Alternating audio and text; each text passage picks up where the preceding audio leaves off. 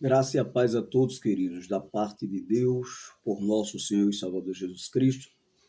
Aos que já são inscritos em nosso canal, que Deus abençoe. Continue colocando sua crítica construtiva, fazendo suas perguntas. E aos que ainda não são, se inscrevam em nosso canal, pb. Samuel Nascimento de Melo, canal Palavra da Vida. A lição que vamos estudar, estamos agora com a nossa EBD online. A lição que vamos estudar domingo que vem, amanhã, é a lição de número 9. Amanhã será o dia 1 de março de 2026. E o tema da lição é Espírito Santo, o Regenerador. O texto áureo nos diz: Jesus respondeu e disse-lhe: na verdade te digo, que aquele que não nascer de novo não pode ver o reino de Deus. João capítulo 3, versículo 3.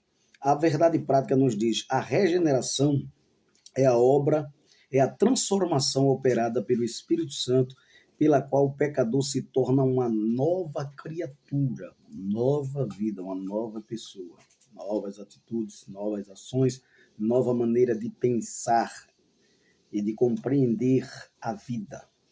Glória a Deus. Queridos amados irmãos, a introdução ainda nos diz que o novo nascimento é uma obra indispensável à salvação. E vai dizer também que esta lição, ela apresenta o Espírito Santo operando no plano trinitário da salvação, como um agente da regeneração, obviamente, e vamos entender melhor na continuidade da aula. O primeiro tópico da nossa lição nos diz regeneração, uma obra trinitária. E aí vamos ver por que trinitária. A doutrina bíblica da regeneração tem a ver com mudança de direção, um novo nascimento. A expressão nascer de novo, é traduzida do verbo grego geneter, que significa ser gerado ou nascer, e é do advérbio anoter, que significa do alto, de cima, de novo. No diálogo com Nicodemos, Jesus explica que o nascer de novo, não é de uma questão física. Ele vai dizer, poderia o homem voltar ao ventre de sua mãe? E aí ele fala do nascimento natural, do nascimento terreno. Mas Jesus está falando do nascimento celeste, divino. Tá? Então, é uma segunda origem, não uma humana, É um renascimento a partir do alto, isto é, de Deus, nascido agora não do seu pai e de sua mãe, mas nascido literalmente de Deus, por meio do nosso Senhor Jesus Cristo, com a gerência e a ação aí ativa do Espírito Santo. Então, por isso certas versões bíblicas traduzem como nascer do alto. Nesse sentido, Paulo ensina que somos salvos pela lavagem da regeneração, e da renovação do Espírito Santo. Tito, capítulo 2, e o versículo 5, ele nos vai falar sobre isso. E é importante a gente entender esse termo dessa palavra regeneração à luz das Escrituras Sagradas, para melhor compreensão dos nossos alunos. Tito, no capítulo 2, no capítulo 3, e o verso de número 5, ele vai nos dizer assim: não pelas obras, não somos regenerados pelas obras de justiça, que houvéssemos feito, mas segundo a sua misericórdia nos salvou pela lavagem da regeneração e da renovação do Espírito Santo. Esse sim é o termo. E aqui trata-se da renovação interior, certo? Realizada pelo Espírito, ocasião em que a pessoa se torna uma nova criatura. Segundo Coríntios 5,17. Quem está em Cristo, nova criatura é. Já tem um novo nascimento. As coisas velhas passaram e eis que tudo se fez novo. Então a regeneração expressa a experiência do recebimento de nova vida, da vida eterna. E não apenas de uma vida terrena, perenal. Não. É de uma vida eterna. Então a regeneração, o novo nascimento, significa um ato sobrenatural em que o homem é gerado por Deus, com base em 1 João 5 e 18, para ser filho, com base em João 1 e 12. e participante da natureza divina, com base em 2 Pedro 1 e 4. Queridos, então a regeneração, vamos ver agora no segundo subtópico, a regeneração como uma experiência de Jesus. A gente vai ver que Cristo declarou que aquele que não nascer de novo não pode ver o reino de Deus, falando ao príncipe lá Nicodemos. Tá? Ela é a porta de entrada do reino, a obra inicial da graça que principia a transformação do pecador, conforme 1 Coríntios 6, 9 ao 11. Então, no milagre do novo nascimento, a fé e arrependimento. Para que esse milagre venha a ocorrer na nossa vida, é necessário a fé e o arrependimento. Torna-se não que a fé seja meritória, de maneira nenhuma, tá? Porque, né, a Bíblia, pela graça sois salvos mediante a fé. Não é uma fé, por exemplo, que vai estar representado como a ideia das obras da lei. Não, mas é mediante a fé. Tornar-se uma nova criatura é uma exigência absoluta, uma condição essencial para a salvação, conforme Gálatas 6 e 15. Então, portanto, o plano divino para a regeneração deve ser pregado com prioridade, certo? A gente vai observar aqui que, é interessante lembrar que ninguém pode ser contado como cidadão antes de nascer. Tem alguém que pode ser contado como cidadão antes de nascer? De modo nenhum, de maneira nenhuma. Para ter o nome registrado no cartório, precisa-se nascer e se dá um nome àquela pessoa. A mesma coisa é o céu. O céu pode ser simbolizado como esse cartório e o livro da vida como esse documento para constar o novo daquele que nasce de novo, que é nascido de Deus. Ele não é nascido da carne, mas é nascido do Espírito. É nascido de Deus pelo Espírito Santo, através da palavra, certo? E vivificado, tendo vida através do Espírito. Então, o Senhor, ao fazer descrição dos povos, né, dirá, este é nascido ali, este é nascido aqui, acolá. A mesma coisa somos nós. Precisamos ter um lugar de nascimento e ser registrados no livro do céu, sendo nascido de novo. Então, na continuidade aqui, o terceiro subtópico vai falar aqui o Pai como autor da salvação. A regeneração, ou o novo nascimento, tem sua origem num plano eterno e soberano do Pai. Um concílio divino, né, está lá. Há uma palavra que é muito confundida. Se você pregar Efésios, capítulo 1, versículo 4, vamos pegar aqui a palavra de Deus e abrir na carta aos Efésios para entendermos melhor esses termos, que muitas vezes é apresentado como sinônimo, mas não são sinônimos. Um complementa o outro. Efésios, no capítulo 1, e o verso 4, eu vou ler também o verso 11 para a gente ficar mais explícito, mais explicado aí o que quero passar para os irmãos.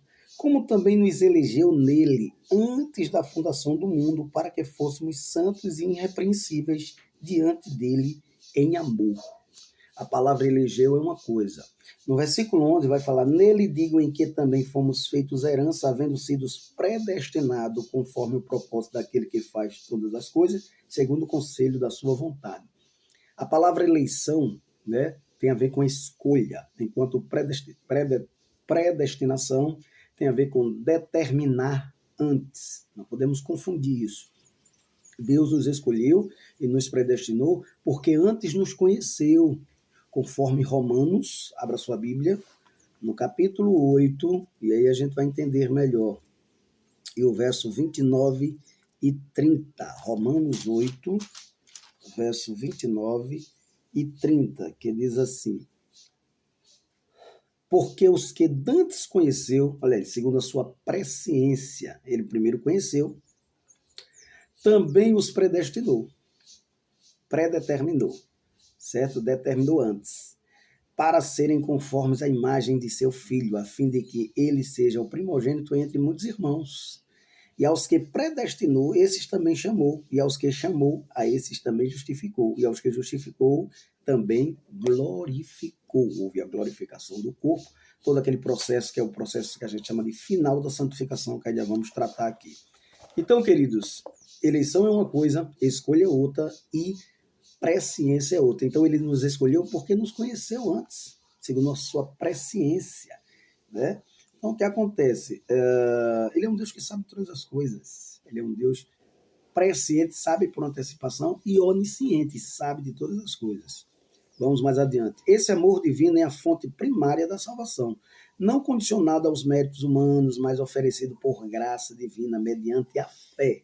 Não é por causa da fé, mas é mediante a fé. A fé, tá certo? É o ponto de partida para isso, certo? Essa verdade gloriosa exalta o Pai como a fonte de toda boa dádiva e o autor da nova vida que recebemos. Tiago 1, 17 e 18.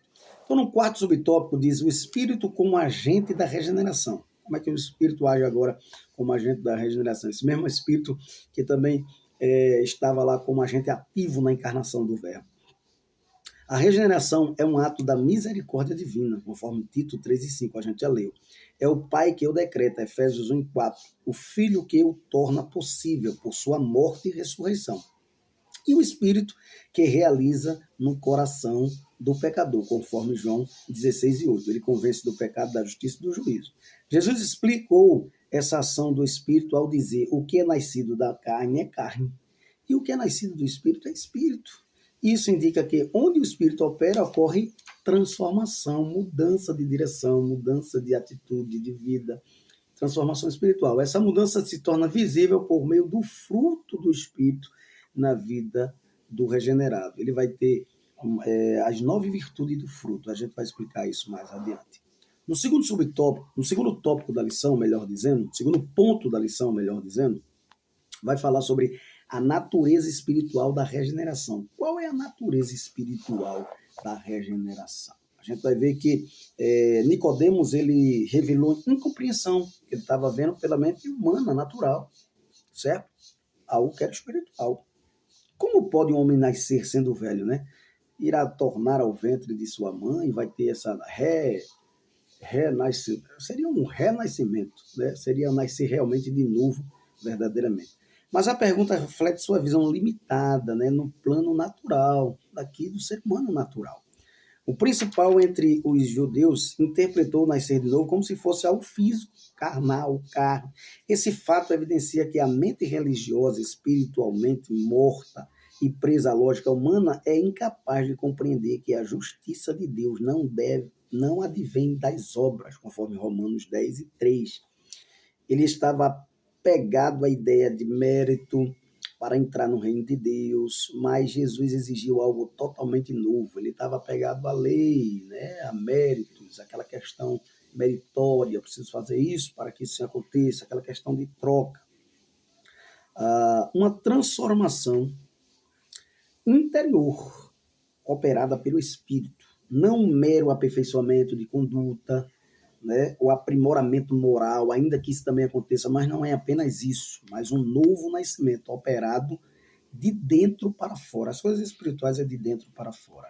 Ela começa dentro, mas reflete fora, mas é de dentro, certo? Então, é algo espiritual, íntimo, certo? Profundo.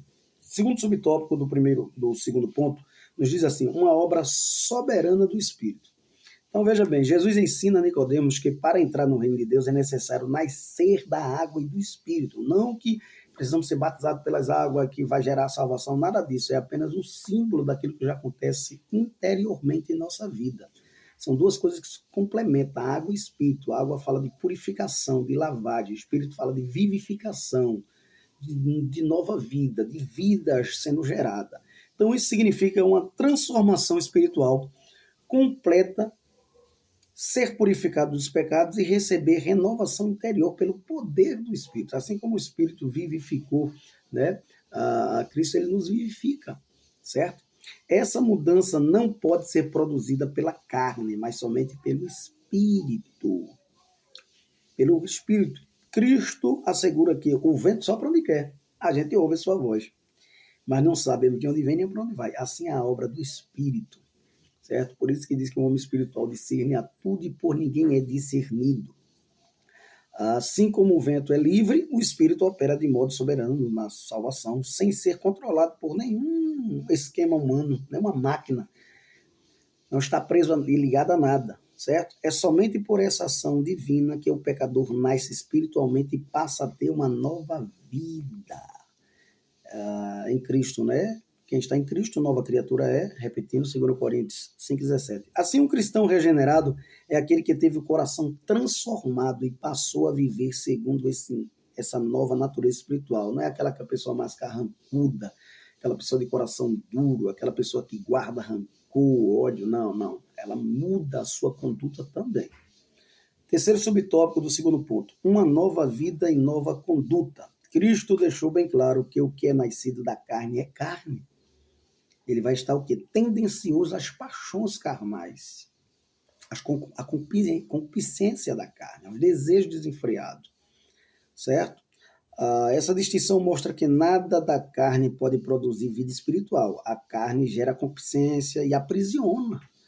Somente o Espírito gera nova vida com fruto espiritual. Ou seja, Gálatas 5,22. O que é nascido da carne permanece dominado pela natureza pecaminosa, pelos vícios, pelos desejos carnais, pela escravidão do pecado, certo? Mas ao nascer do Espírito, o crente passa a viver sob uma nova condição espiritual. Romanos 8.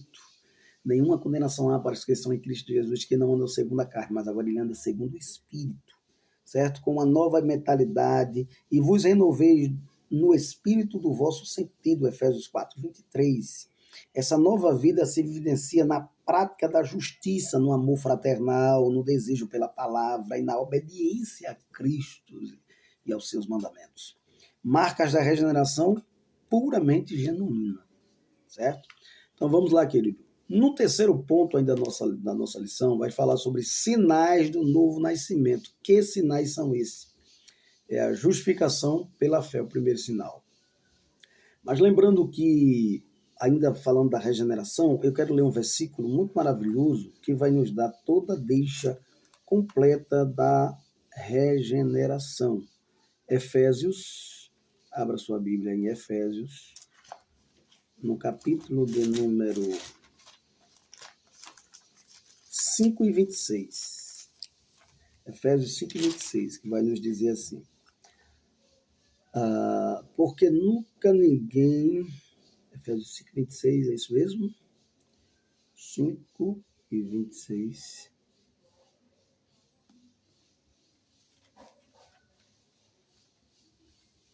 É isso mesmo, para a santificação, purificando-a com a lavagem da água pela palavra.